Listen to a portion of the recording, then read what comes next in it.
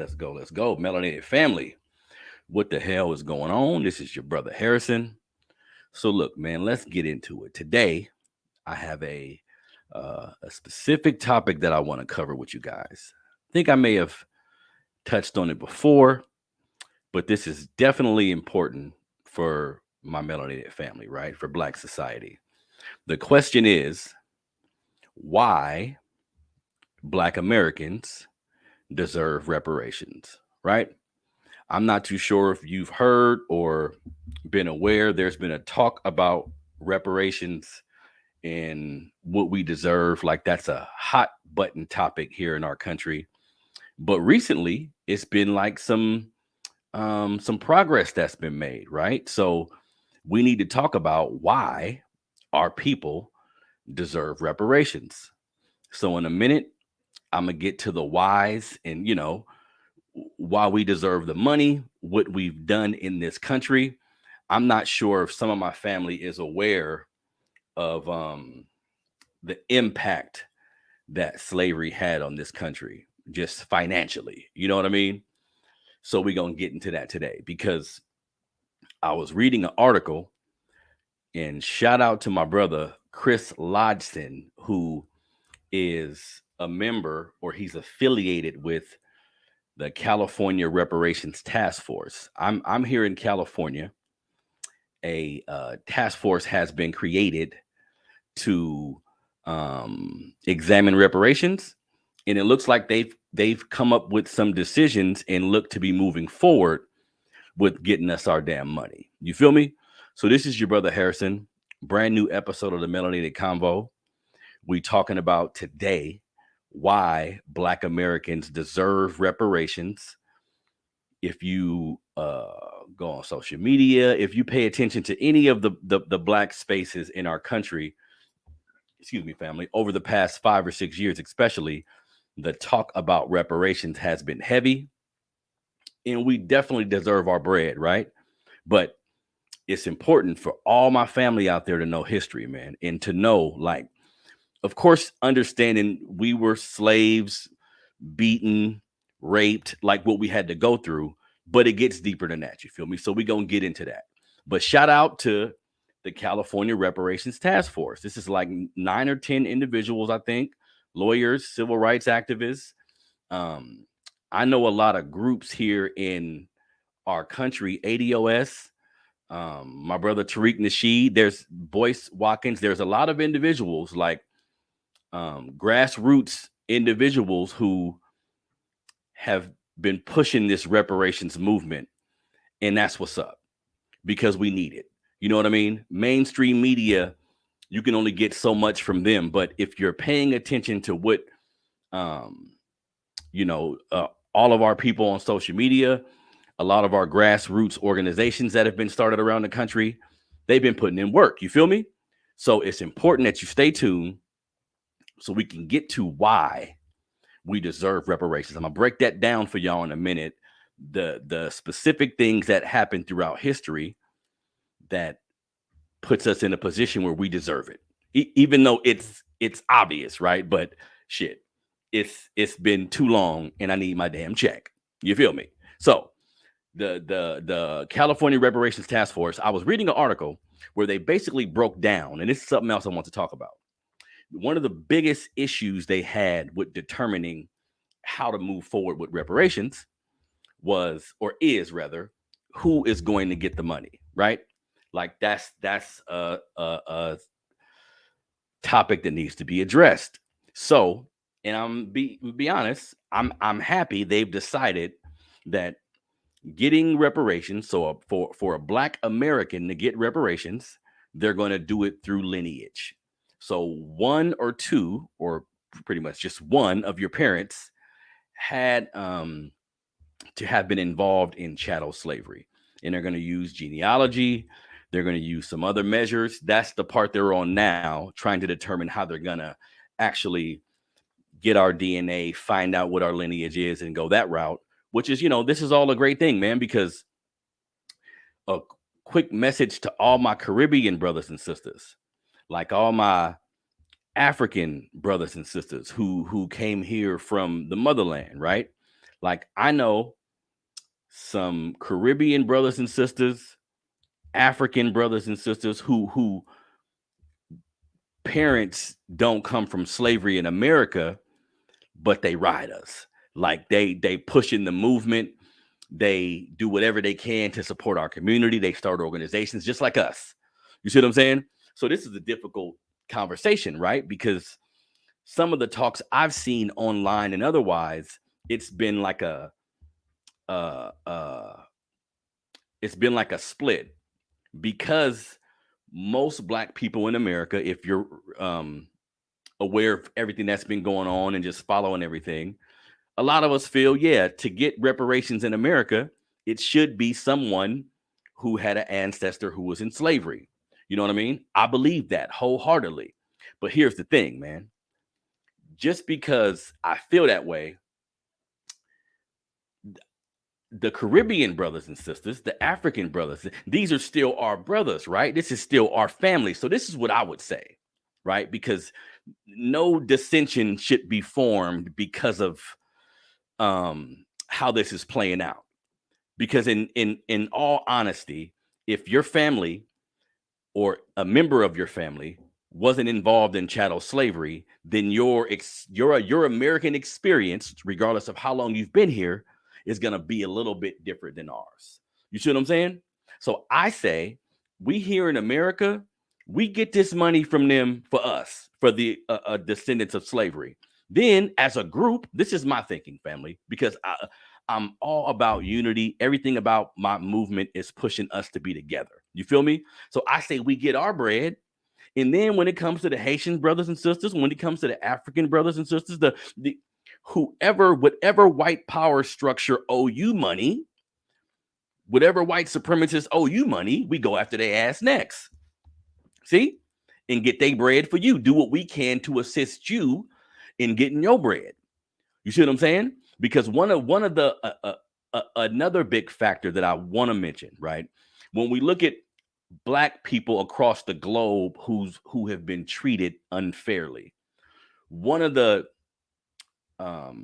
big factors to me regarding us is when things got rough in America for us, when it was Jim Crow, when we was getting the dog sicked on us, when we couldn't pee in the same goddamn bathroom, all of these things we had to go through, we couldn't go anywhere. Think about this, family. When all of these things are happening to us, we're being disenfranchised, these ghettos are being created for us. Not once could we say, you know what? Fuck this shit. I'm going home. Even if our home country was war torn or suffering through its own bouts of white supremacy, whatever, we didn't have the option to leave. So we had to stick it out here and do the best we can. You see what I'm saying? But this country owes us money. This country owes us money. And I'm going to tell you why in a second. You feel me? So another reason why, and again, I'm riding with my Caribbean brothers and sisters, my African brothers, and we won. You feel me? But we gotta do what makes sense.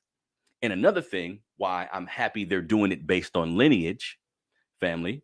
If they did this based on race, if they said on the census, if you select black, you can be in this, you can be awarded some type of financial gain, then the waters would be muddied. Then we would have another $5 Indian type situation. You feel me? For those of you who don't know, the Indians were cheated out of a lot of their quote unquote reparations, their dollar amount that they deserve, casinos, all the shit you see now, because early 1900s, I think this is, don't quote me. I think it's the early 1900s when they had something called the Dawes Rolls, where basically Indian people in America had to put their name on this list stating that they were Indian. By putting your name on this list, this made you eligible for the casinos. This made you eligible for all the benefits that would go to Indian people who were fucking slaughtered by Caucasian people. You know what I mean? So they created this Dawes Rolls. And what happened, like a lot of things in Western culture, this this system was manipulated. And we had a lot of white people realizing what was going on. At the same time, some Indian people didn't take it as serious. They drinking, they getting fucked up. They not grasping what's actually going on to a degree. Well, the white folks around was, and they paid people working at the Dolls Rolls $5. This is fact. They would pay people who worked at the Dolls Rolls commission $5 to put their name on the list. Hence the term $5 Indian. So what we have now, family, is you can you can go to one of these casinos and ask to speak to the owner or the dude running it, and a lily white man is going to come out and tell you he's 2.5% Cherokee. You feel me? So when it comes to our reparations, we want to make sure no shit like that happened, because we would have $5 African Americans. We would have $5 melanated Americans, where we have white folks saying, I'm 2/3 Negro, where my money at? You see what I'm saying? So separating this the way they did, putting it strictly based on lineage, to me says they're serious about it, and we deserve our goddamn bread. You see what I'm saying? And another thing I would hear a lot is when it comes to the reparation conversation, right? Online, a lot of people I talk to, they always hit me with the, well, where are we going to get the money from? You know, because just real quick, y'all, if we're talking about the amount of money they owe us, it's actually like, I think it's 20 trillion. It's a beyond measurable amount of money, just based on the amount of time we were slaves, based on the fact that, let me see something here. Something I want to read to y'all. Based on the fact that in 1850, and this is a big indicator of how fluent and how progressive the slavery or chattel slavery helped this country, right? By 1850, 80% of American exports were the products of slave labor. The estimated value of an enslaved person at that time increased 500%. So between 1790 and 1860, it went from like 200 million to 3.5 billion, the value of an enslaved person, based on how much they worked, based on how much they produced. You see what I'm saying? So this was big business. This is why we deserve bread. You see what I'm saying? I say all that to say this is why we deserve bread. You see what I'm saying? And I'm going to get into the specific things we did to, in my opinion, earn that goddamn money, but we deserve our bread. And people will hit me with, hey, we can't afford it. Where are we going to get the money from? Where are we going to get the money from? How are we going to do it? I don't give a shit. Give me my check. Give me my money. You guys came up with money for Ukraine, right? Ain't that something? Ain't that about a bitch? Biden talking about, I want 350. I said 350 billion for who? What? Who? Damn. Okay. Shit. Okay. I see how it is. Damn. Just like that, huh? COVID hit. All of a sudden, them checks just came coming. They figured out a way to dully out them goddamn checks, didn't they? If your last name here, if your last name here, if you do boom, boom, boom, boom, if you live here, didn't they figure out a system on how to give us that COVID money? Yeah. Reparations, same thing. Excuse me. Motherfuckers telling me, how are we gonna give it to you? Like, how much money is it gonna be? Like, you guys, man, is it gonna be one check? Is it gonna be like a whole bunch of checks? I mean, you guys are just going to get the money and give it back to us. I don't give a shit about none of that. Give me my check. My ancestors work for it. Give me my check. When it comes to a goddamn PPP loan, y'all had that bread, didn't you? Wasn't it quick? All of these programs were really quick and efficient to me. Civilians kind of got y'all, you know what I mean? Motherfuckers was getting y'all for money, but that's a part of the game. Y'all came up with the bread quick, though. So my money for my reparations should be just as quick. Now, here's the reasons. This is what I want to get to, family. Here are the reasons why Black Americans deserve reparations. Any of my younger people out there, any of my family members who don't know history as much, keep this shit in your mind, family. What I'm about to say to you, keep this in your mind, because this is real shit. This should make you upset to a degree. Like what we're deserved based on our input in this country is well overdue. So first off, when we talk about reparations, when we talk about the United States paying back a particular group of people who they've done something wrong to, right? Let's just simplify it. If we're going to simplify it like that, then America has paid reparations already. See? So let's be clear. When the Japanese people were in internment camps, horrible thing that happened to them, not as bad as chattel slavery, but they had their bouts with white supremacy and it was hell on their community. I get it. You feel me? I get it. And they got reparations. Now, to give context, it was only maybe 120,000 of them that atrocity happened to. So I think they got like 20K a piece, right? Not the point. America reckoned with what they did to these people and paid them their goddamn money. Ain't did that for us yet. Which, if you think about it, it's probably several reasons why they haven't given us money. Like to look at how we've been treated in this country, to look at where we stand now after going through everything we've been through and still be so strong, so prideful, such we the goddamn cool in America. Swag don't move without us. You feel me? Like we the heartbeat of this country to a degree.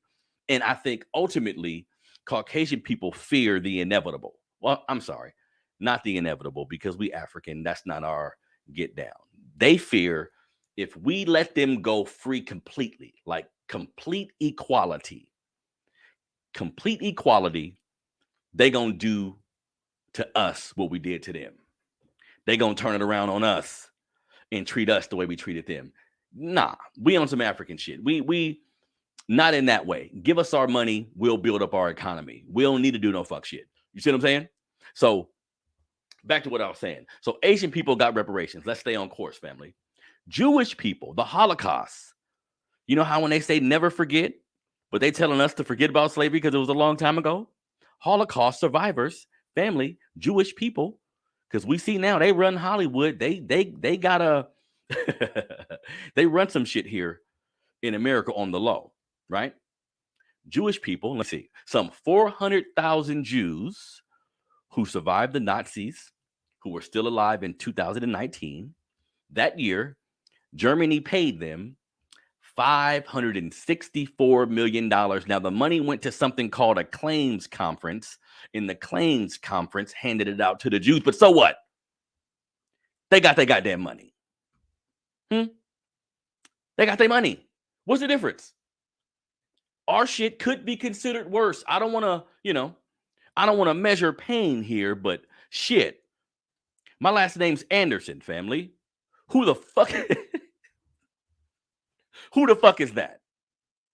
I haven't did the full research, but I can guarantee it's a white man. See how fucked up we are? See, look, family. Stay on track, Harrison. Jews got their money. Got their reparations, repairing for the damage you done to a person or to a community, to a people, right? But here's the cold thing about African people living in America, about Black Americans who had to deal with chattel slavery in America, right?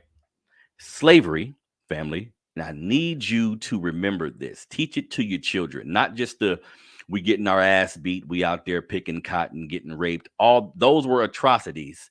But understand that the economy that we see today in America, the economic powerhouse that is the United States today, then and now, was made possible because of slavery. Family, cotton was the biggest commodity in this country at one point in time, family. Slaves, not just the money that cotton generated, because cotton, sugar, tobacco, cotton primarily at a certain point, these industries produced billions of dollars. Southern slave holders were billionaires, damn near.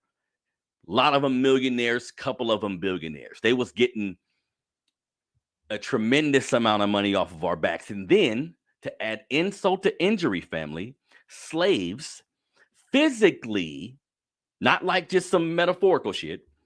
Slaves physically built the majority of this country. I'm going to go out on a limb and say the majority of this country.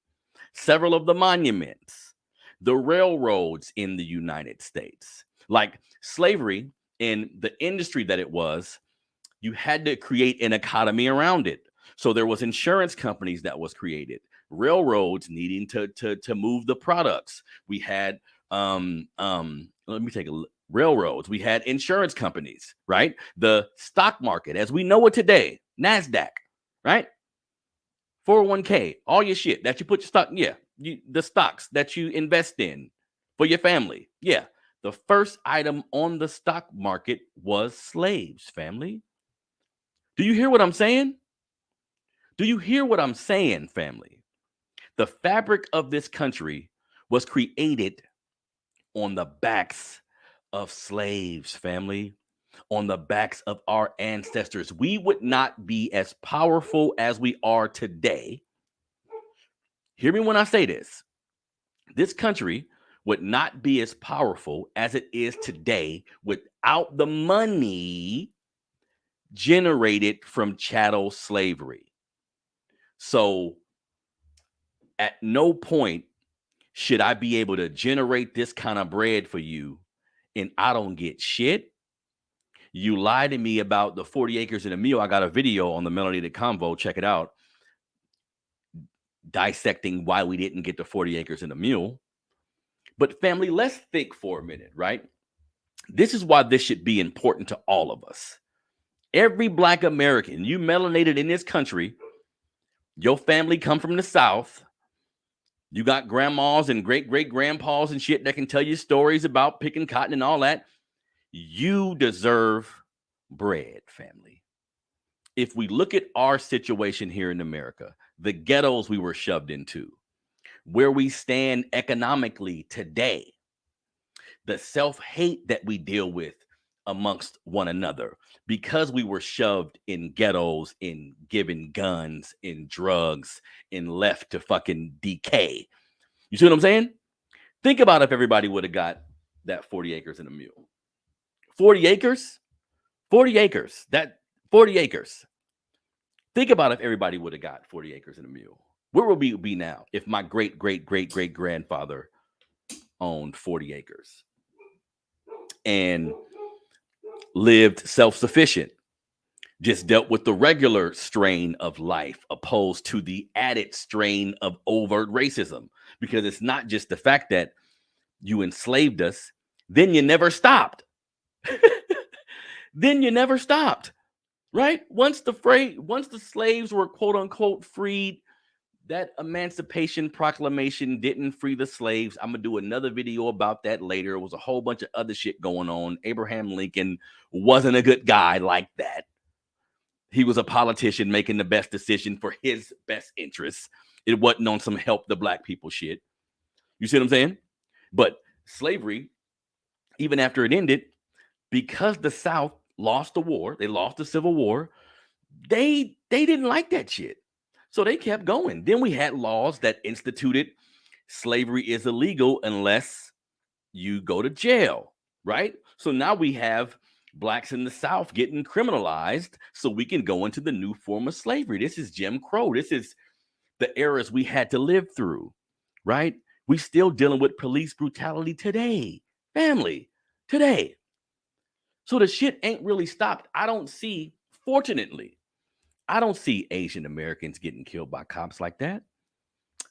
I don't see not in the manner in which we get treated by law enforcement. Everybody gets treated a certain way at times, but the overt criminalization that we have to go through in our community today, because people tell me all the time, Harrison, I love what you do, bro, but you gotta stop talking about the past. You gotta stop talking about whites. You gotta stop blaming people for your problems. And I'm like, damn, such an ego. This is what I'm thinking when I'm talking to a person who approaches me like this. How can you ignore the root of a problem and just look at the symptoms and ignore the root. If we want to remove like how we're treated by cops, how we treat each other, like the root of and people give me hell for this all the time, but I don't give a shit, family. The root of all of our problems is white supremacy. Now, that doesn't mean you take that as an excuse to not be a positive person who's striving to make a difference in your community, in your family's life, whatever. But you have to be aware of what happened. You have to be aware of what happened. This will, excuse me, family, hopefully give you the motivation you need, give you the understanding that you need to maneuver around this system to get what you got to get. But you have to be unapologetically in your skin, family. Like if we were in a society where the remnants of slavery, like the remnants of Jim Crow, all of these things, if we weren't still feeling the effects of it, then okay, whatever. But we still feel the effects of it, still to this day. So give me my goddamn money. You know what I mean? Because like I was saying, family, slaves built the Capitol. Slaves built hella the monuments that you see. Slaves built hella the universities that you see. This is real. Like with their with their fucking hands. You know what I mean? For free. For free. While their wife was getting raped, while they was getting broken up from their families, while they was getting treated like bucks, where one black man was made to have sex with 25 women in one fucking night. His mama or his sister could be one of these women. What? Name the group of people who have had our experience. Again, I'm not comparing wounds. I know other races of people have had it bad in their homeland here as well, but ain't been shit like chattel slavery in this country. Nobody can tell me anything different, family. See? So when you think about slavery, when you talk about it with your children, don't focus on the fact that we were treated so poorly. Mention that, like make sure that's included, but make sure you focus on the fact that without that labor, we wouldn't be sitting in a superpower. Without that labor, the United States wouldn't be helping Ukraine right now, jumping in everybody else fucking business, acting like they don't know what's going on, throwing a rock and hiding their hand, literally. You see what I'm saying? So give me my money. I don't want to hear no other. When I bring stuff like this up, I get all type of detractors, right? Like I said a little bit earlier, somebody told me, hey, Harrison, look, if we give you guys your money, we give you all a check for, I don't know, $10 million, whatever. This white dude telling me, you're just going to give it back to Gucci and Cadillac. And I'm like, I don't give a, mind your business. That ain't none of your goddamn business what we going to do with our money, man. Some of us going to give it back. I know the Negro mind. You feel me? I know the Negro mind. I know some of it's going to go back, but hey, that's not all of us. Give me my check. I'm going to change the world with that motherfucker. Give my money.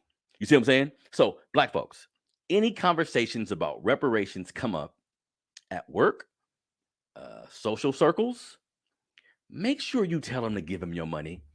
It's almost insulting that they have to create all these commissions in groups to study it and figure out, how long did you study the PPP money? How long did you guys sit in the office and determine how you was just going to give niggas checks and loans? And how long that take? 9 weeks, 12 weeks? I can wait. 12 weeks. You see what I'm saying, man? So I just want to talk about that real quick. Make sure all my people understand that you deserve that money, like in a real way, though. You see what I'm saying? Like, I'm never talking like catchphrases and shit that just sound good.